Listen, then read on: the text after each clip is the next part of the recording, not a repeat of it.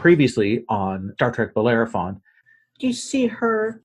It's when we're approaching the planet, and we come down, and you see everyone leaving to go to get into the shuttle, and you see the release of all the probes, and her look of, yeah, there we go. It's not even. It's just that first second, that establishing thing of where you are. We see the rest of them getting onto the thing with the Lormarians. You're letting those go carefully in the background. It's a quick cut, almost not super cut because it's only two things, but a quick cut first of Belmont saying this could be a violation of the Prime Directive. We have to keep this in mind.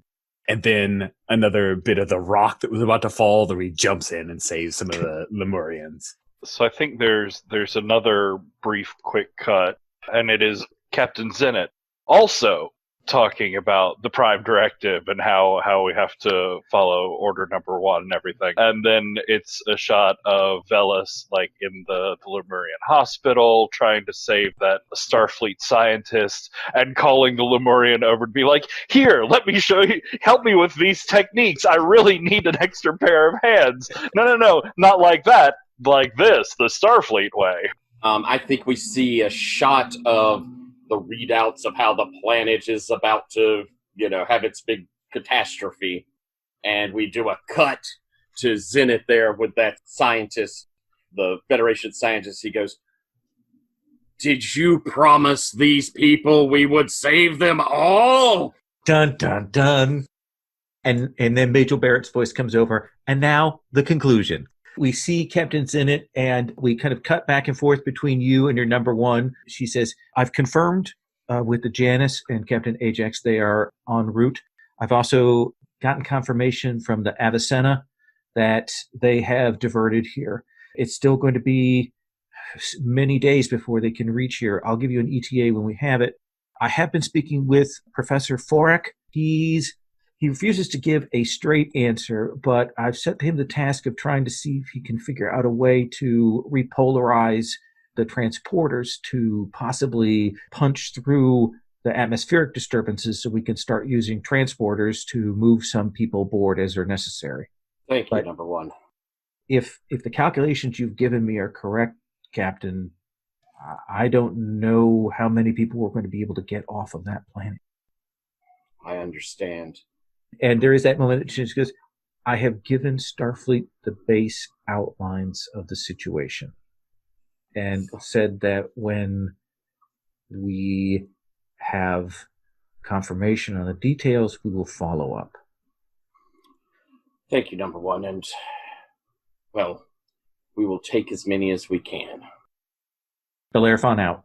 Cut back around, and we see the group there. The scientists are looking over things. We see in the background that Lemurian doctor talking with the Lemurian interns and explaining these new techniques that have been discovered. We can see that going on in the background. Just as a bit of jargon to throw in, because I have been watching a lot of Next Generation, recently, but over the past week I've watched a lot. I've really been trying to pay attention to the medical scene. And at least as far as Next Generation is concerned, there are two medications in all of Starfleet. Okay. It's isopropylene and adapalene. Those are the two. It is 400 cc's of one or the other of those every single time. And if that doesn't work, we grudgingly up it to 1,000. We'll see is your group there by the shuttle. It's essentially you 4 plus a couple of Lormarians to act as guides, and one of the scientists from the Tesla as well, Dr. Emmett. Dr. Emmett is also with you, and the Lomarian says, well, we've set in the coordinates for this crevasse should take us to the Solochian chasm.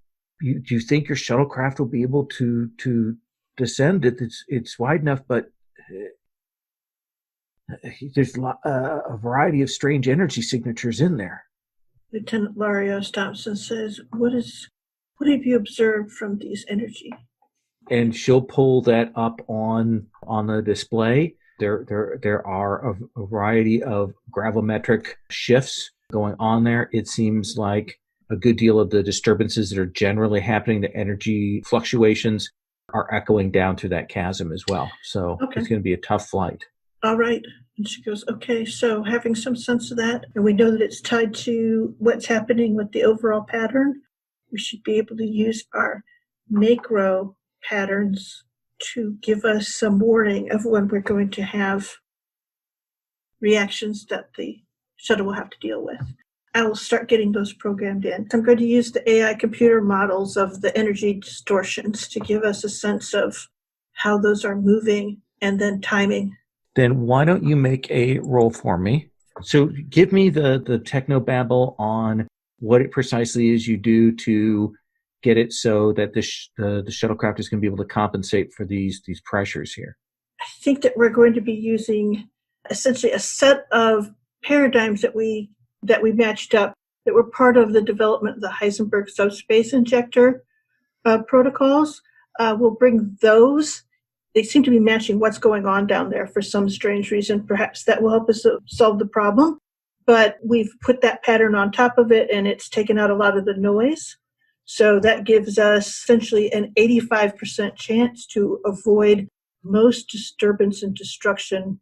We could put our shields up just for those moments and be able to keep our shields going for longer. Lieutenant Commander Velis, what is the physiological danger of going into an area that has this much exposure to marginal tachyon radiation?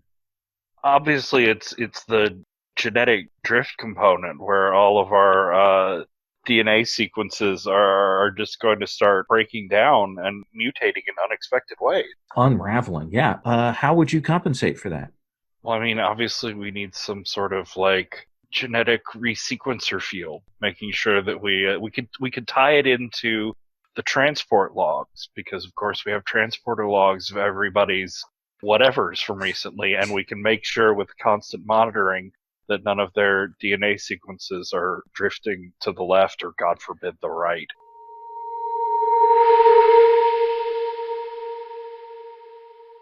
So that's 3 successes. Yeah, you are pretty certain that once you coordinate with Lario, she's talked about the fact they're going to have to modulate the shields, and you get your stuff coordinated up with that.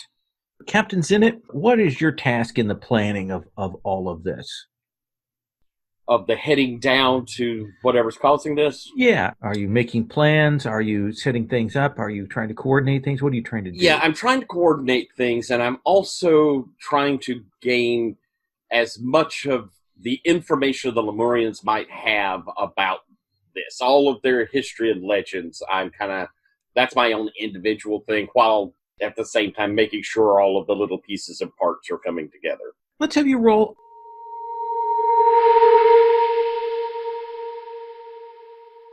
One success. One of the things you'll realize is that you're not getting as much information as you would because their approaches are just sort of information and judging what's most important and so on is very different. It's a different set of scales and so on.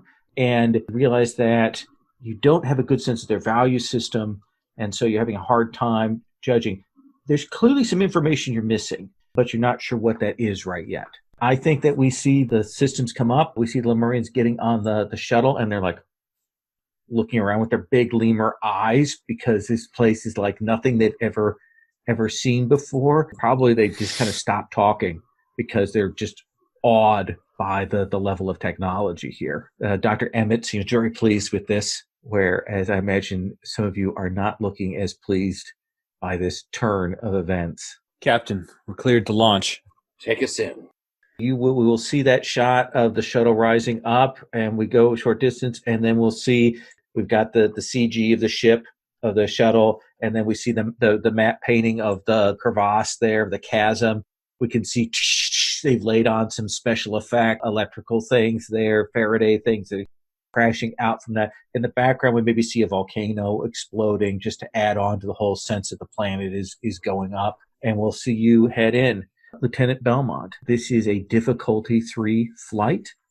Nice. Would have been higher, but your compatriots have reduced the difficulty already. Well, that's pretty awesome. That's why I work with such a great crew. I'm kind of giving probably over your shoulder in an irritating fashion, but a careful alignment to the left. There, a little easier. Looks like we're getting in closer.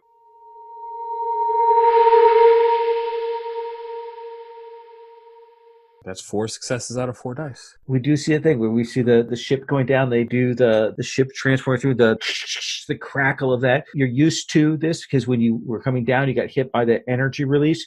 Following along like that, what is the coolest special effect in the course of this traveling down into this miles deep chasm in this planet? What's the coolest moment, Lieutenant Belmont?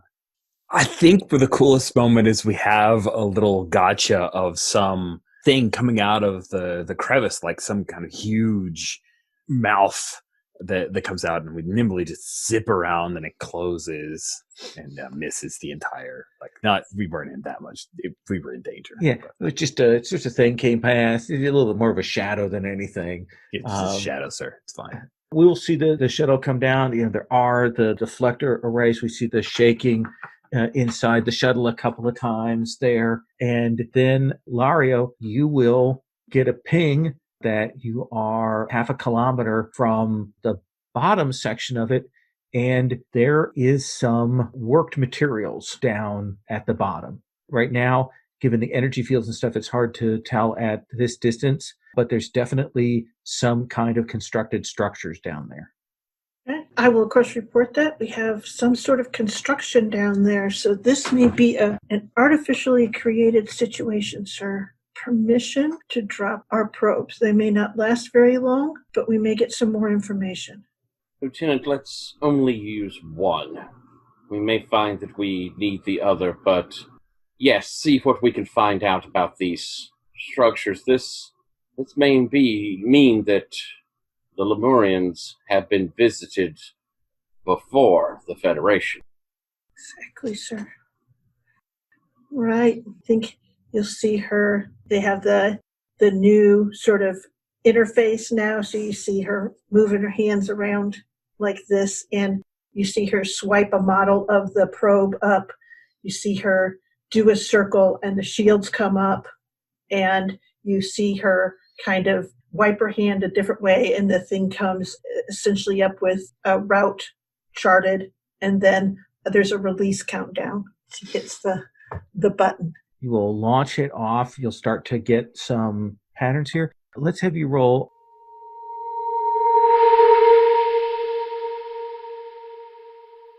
Okay, I got 3 successes. Then the probe will go forward. It'll do that like scanner sweep, and we can see that there is some sort of dome-ish structure down here. There's a lot of rocks around because, it's a Star Trek cavern. So we've got lots of rocks Paper and mache broken is things cheap. around. Yeah. They spray painted in a lot of places, but they've also got some back mat stuff. But there's kind of a dome buried in the rock. It looks old. It doesn't look like anything you've seen on the surface Lemurian. It looks like it actually might have like big enough to be like a complex that you'd actually go into. Can we see a hatch? Or It does look like there's some kind of doorway, a circular thing on it, but you'll pull the probe back when your little energy reading things go suddenly spike up. You will pull the probe back as there's this photonic discharge, and it hits the area by where the probe was, and like a chunk of the rock hits the top of the shuttle. So there are definitely active defenses. Everyone shakes. Yeah, and I think we stopped. Exactly. We're like, okay, active defenses. The Lemurians are like, that's not like anything we've ever seen. What is that? Is that from your Federation? No. And she sort of turns and says, there is a hatch down there. If we can exhaust the defenses, we may be able to settle down. exhausting the defenses could be time-consuming, but Get Belmont. any energy signatures or metallurgical off of that scan? What is that down there? Is it from this planet even? We'll bring the probe back into its bay and get a full download of its readings. Definitely non-terrestrial metals, but there's also some faint biomass signatures, like older. You're not sure how much of that is residue or recent stuff, but you're not getting any typical life signs from this. And you have the feeling it's a mechanized complex of some kind. Lario, can you tell, was this built here? Or are we looking at something that crashed here? Interesting. There is that chasm. Let me model the chasm itself. And she will do a traceback of looking at the chasm and setting it up for, is this sort of a crash, a scar?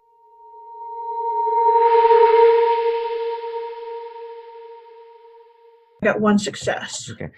Your question is this crashed or built here? You can make a judgment. If it was crashed, it'd have to be primordial while the planet's mantle was still being settled. But the age of it doesn't seem like that. It does seem like this may have taken advantage of this chasm and been constructed down in here, but quite some time ago by some sort of alien technology.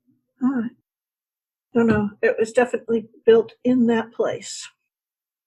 Belmont, you'll get a buildup of that charge. The defense on this thing will fire another photon blast at the shields of the shuttle this time.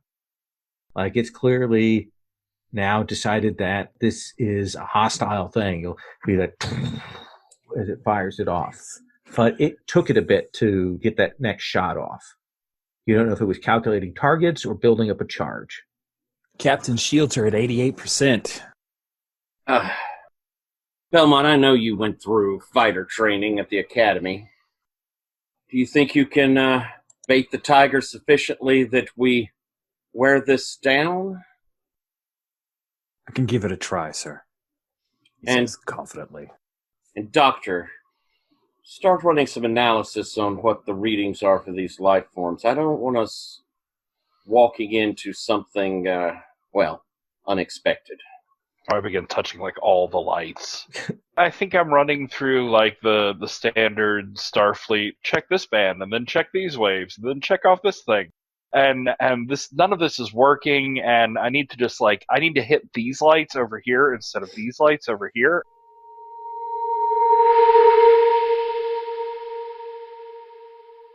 So that's two. So what's your first question? My first question is this biomatter signature, is it something complex, like a higher order of life, or are we talking like germs or algae or ancient moss or something?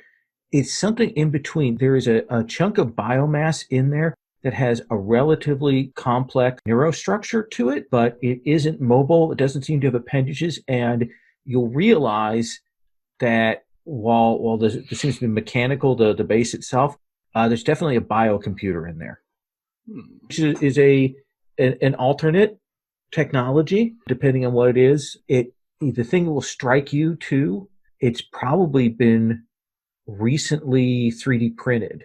Like, you realize that the biomass and the containment and the space that couldn't have survived the age that you're judging this place to be.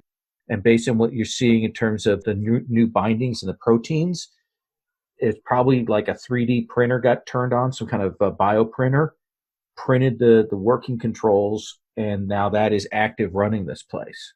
So it's like something about that biomass is like powering this thing. Yeah, definitely controlling it, powering it. So weed killer. I mean, no. You have another question. What would the weak point of this interface be? Would it be like... You're getting the neurotransmitter, like you're able to pick it up on the signal things, and that's a form of energy. You think that if you could rewire the deflector array on the shuttle, you'd have to take down the shields, but potentially you could put a pulse that would require that essentially to kind of do a biohard reboot. It would take it, you're guessing, several minutes to come back up online. So if we inverse the frequency harmonics and send a pulsed wave back through the deflector down at the source itself, it should blow out any sort of capacity circuits they have going and might blow it out completely, but would at least take, I'd say, 10 to 15 minutes to get the interface set back up properly.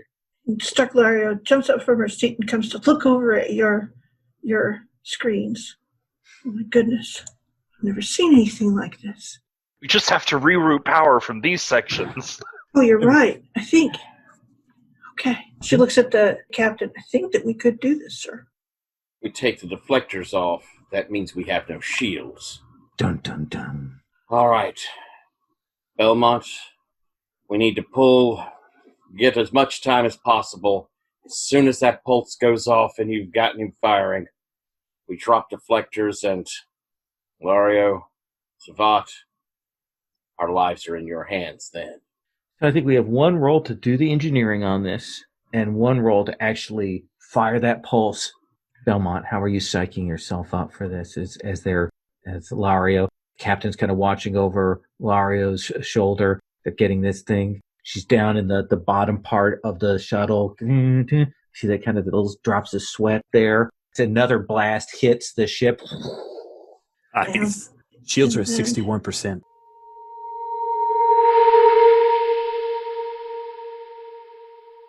I got 3 good successes. 3 successes. They'll get it, and you'll see that the charge build up. You're also watching Belmont, you count the count, the little clock for when this is going to fire again. You've got the charge build up. The capacitors are building up. You're watching the 2 clocks are kind of coming close and close and close, and then the little light comes up. Belmont, let's have you roll.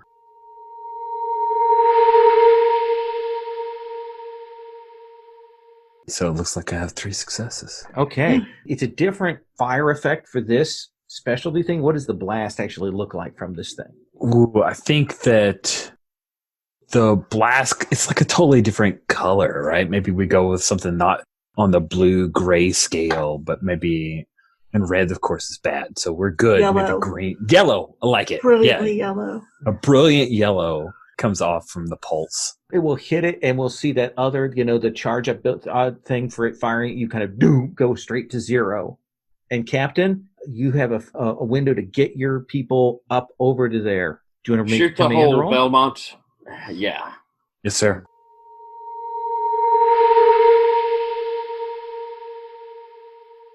Two successes, one of them exactly.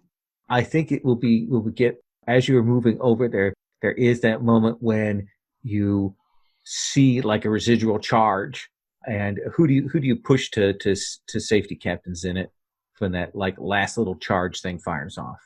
For story purposes, it's kind of cool if he dives. I dive over and shove Belmont out of the way. I tackle into him to move him out of the way. Just that little last crackle. The captain's eyes are looking everywhere. You're kind of focused on the main firing mechanism. Didn't see this secondary thing, but Captain Zenit gets you out of the way, Belmont. Captain, why would you put yourself at such risk? Every one of us is important, Belmont. I can't True, be but I'm wearing a you. yellow shirt. I'll reach a hand out to pull you up. Nice. We will see you go up to this dome that's buried in the rock, been kind of constructed in there. You go up to this circular field. Lieutenant Commander Vallis, you know the pulse has disabled it, and so you'll kind of reach your hands around, and this will kind of open up, kind of slide, turn as the 2 parts come apart, and then we'll see all of you step onto another sound stage. We can see that it's kind of got a subtle green-blue glow on things. There is machinery around that sort of the outskirts of this. There are tubes that are generating energy that you guess are part of what has disrupted the seismic core of this planet. It's a huge thing. Well, just to give you the perspective, there's that bit in Star Wars where the turn off the shields and they're standing over that big long pit kind of thing. that sort of looks like Forbidden Planet and stuff. And we get one of those shots, one of those effects where we kind of see the crew come out. We get that sort of long shot of them. Yeah, like we're on the set, but there's like this painted piece in the middle that's like super deep. And yeah. It's very much like that. You can see that in the central core seems to be where that bio thing is, but this seems to have been built to actually drill down into the magma and into the mantle for the purposes of destroying the planet. Oh. Kind of getting the readings like this is clearly a device that has been set to change the planet's structure and to make it inhospitable. Yeah, I've got like the Motorola Razr tricorder out. It's read off some of these. And you can see there definitely is a central kind of control column for this. And then you can, of course, we see that like there is kind of a biomass. They've got a transparent container that it's in, even though that wouldn't be the best idea to do it. But it is kind of obvious in there. It's probably swirling around. We've got some weird liquid. But the other thing that we will see, and this is unusual, this is not typical Star Trek thing. As you come out, you're kind of looking like, okay, well, that may be where the controls at. We've come in here. It's going to be offline still for another, at least 10 minutes. And Belmont, you will see it come up over sort of the lip of this walkway that you're on that's over this big thing. You will see this liquid metal robot come up over the side. It is 6-limbed. It almost looks like a big Irish wolfhound with 6 legs made out of mercury. And it comes up. It's got kind of a sharp pointed head where you can see like the flashing of the light, and it's swerving, and you see it get a sensor lock on you. Captain's in it. Captain always goes first in these situations. What do you say? What do you do? Okay. Patrol's over there. Got Patrol Beast over here. Okay. Belmont, hold him back as I'm rushing over towards the control panel. Loria, with me. Yes, sir. I'll kind of have the doc be able to, you can do as you will there. You do whatever you want, Doctor. You're the one who's figured this all out. So, Captain Zenit, I think I need you to make a roll. Or you can have Stark roll it, and you can assist her. Ooh, that's what I would like.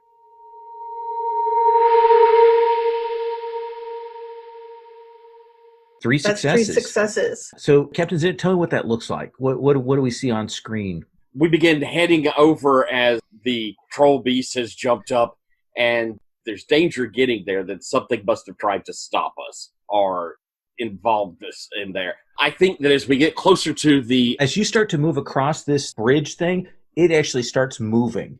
Like it starts trying to shift position there. Excellent. So I go running, and because I was just a bit in the lead and had Loria come behind me, I get there before the thing has separated completely. So I can do an easy step. But Loria, as you're running up there, it's jump!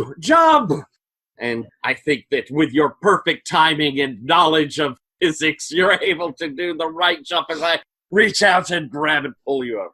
That sounds great.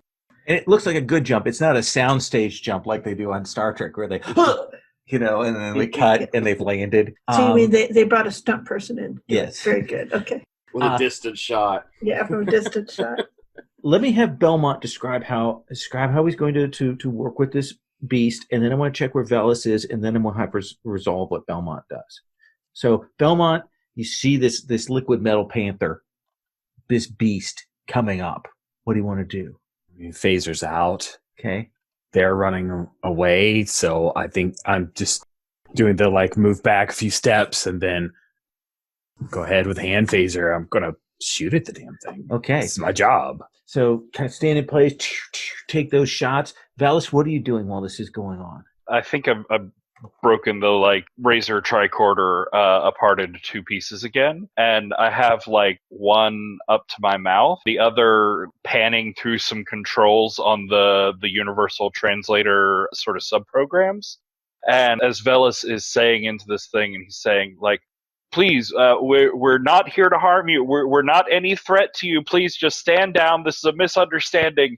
But as he's saying it into the thing, there's like the vocoder, like the sort of like instant choir effect where you hear like all these different languages and voices and modulations pouring out as he's like just trying to see if it recognizes or responds to like any particular subset and trying to open up any sort of communication with it.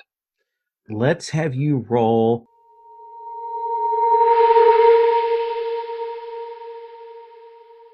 I got a 1. Reached level 7. Civilization reached level 7.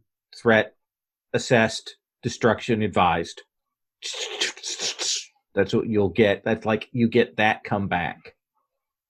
Belmont, I have some bad news. I don't think this thing likes us. Belmont, let's have you roll. I don't like it much either. This thing is moving fast.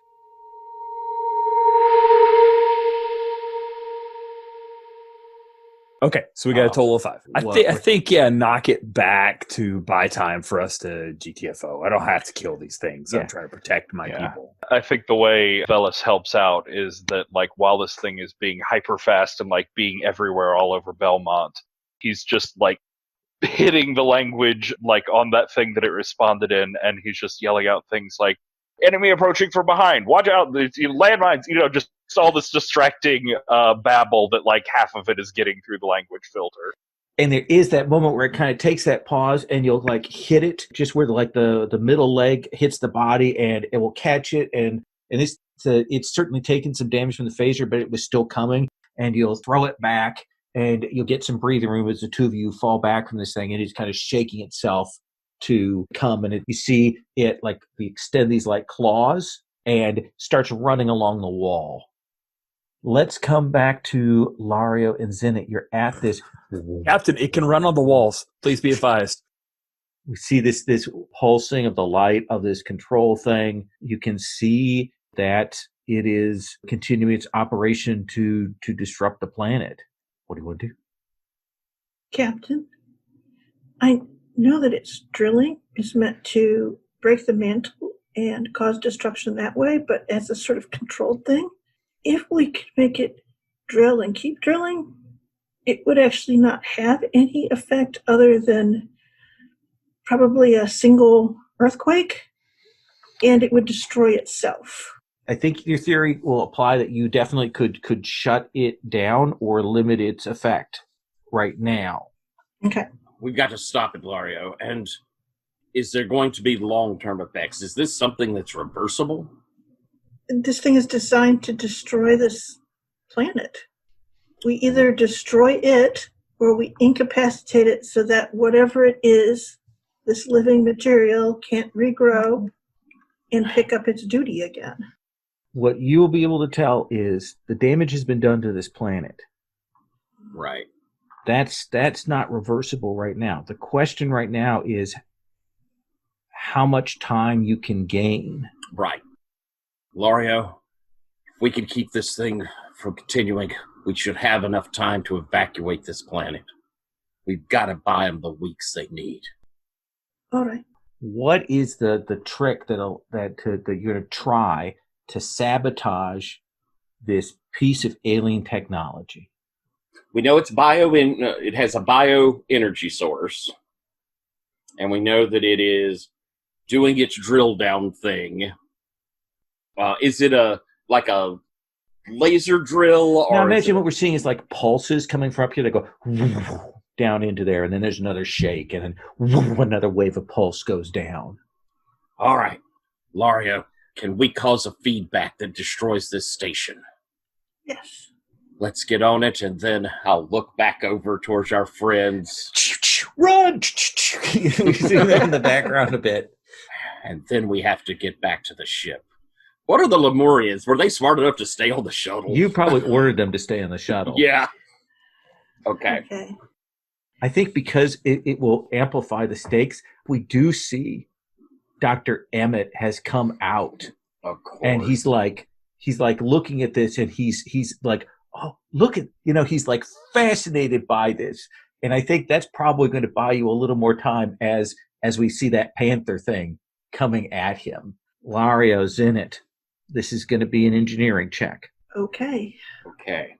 I'm going to let you figure out what those numbers are. Belmont, Velis, this thing Oh, gotten hit has clearly... can we be assisted by the ship's computers or sensors? No, because of the interference from the... That is unkind of you. I know. Belmont, Suvat, this is a chance to give them some extra dice to give them some breathing room.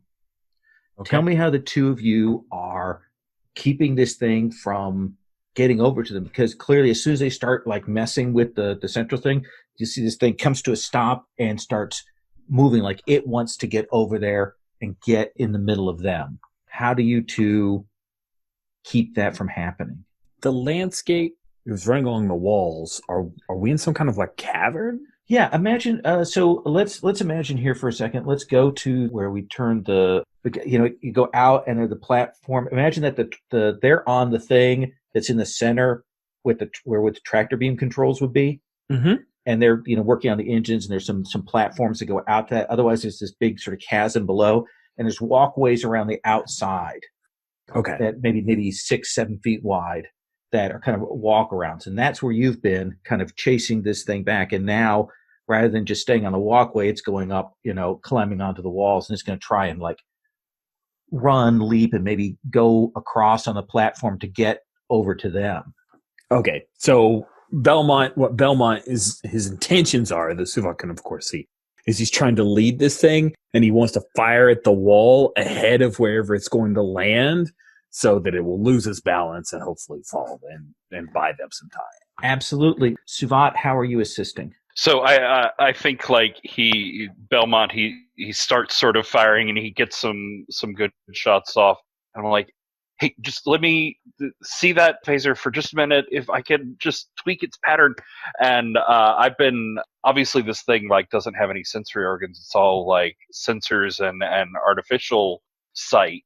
So I've been scanning the frequencies that it's been watching on, and I want to set up this phaser to like be slightly out of tune, so that it sets up this big splash of energy when it hits that looks like will fritz out its sensors and look like a huge explosion to it, but it's really just like energy vapor going off sort of thing.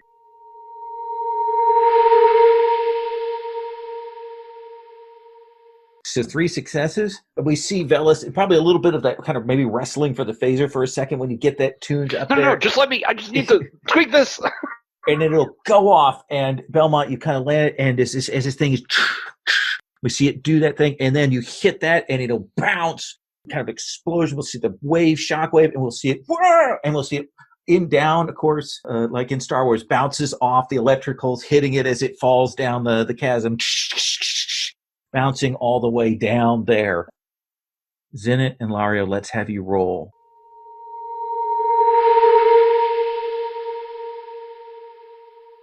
So I have 2 successes. Oh, it all comes down to you, Captain Zenit.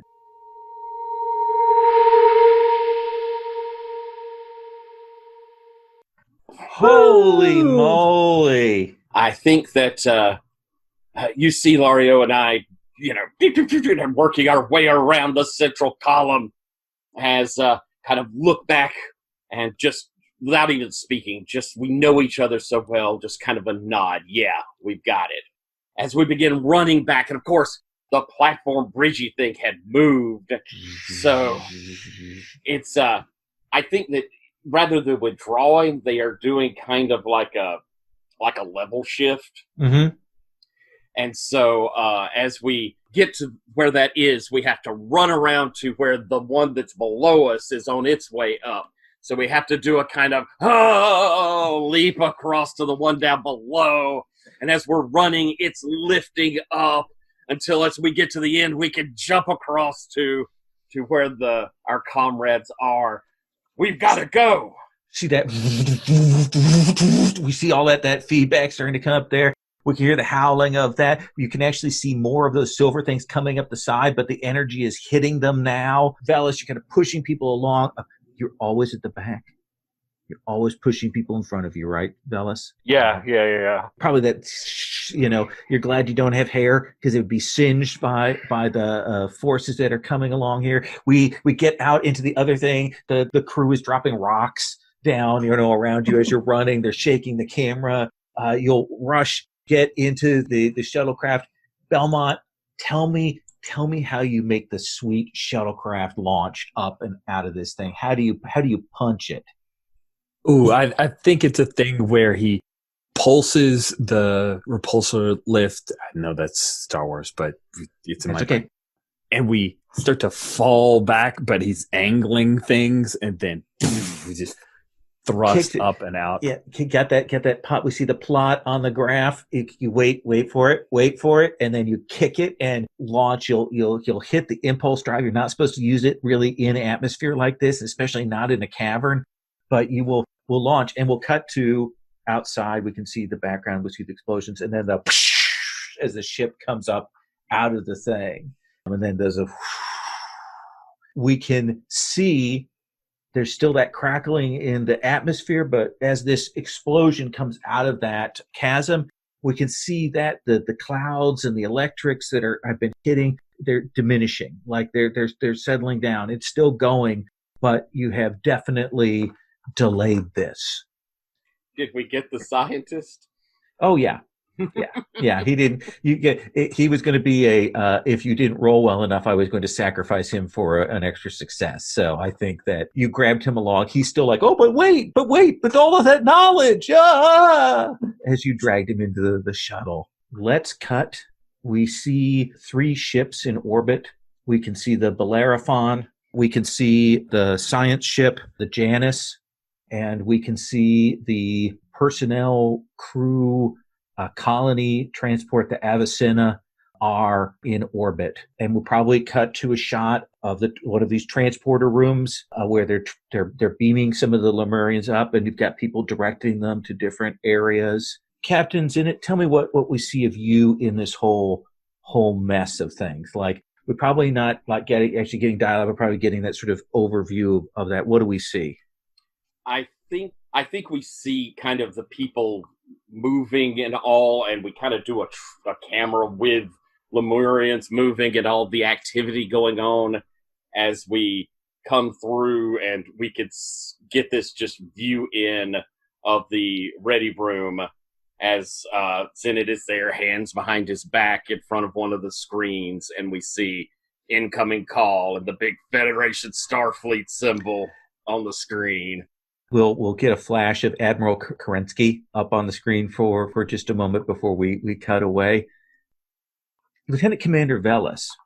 So they were talking about putting these people on the other planet that's at a more medieval level with genetically different peoples there. Do you think you would do that, or is there another option that you've come up with? They relies on you as a medical person to kind of make these decisions about genetics and life support and all of that kind of thing.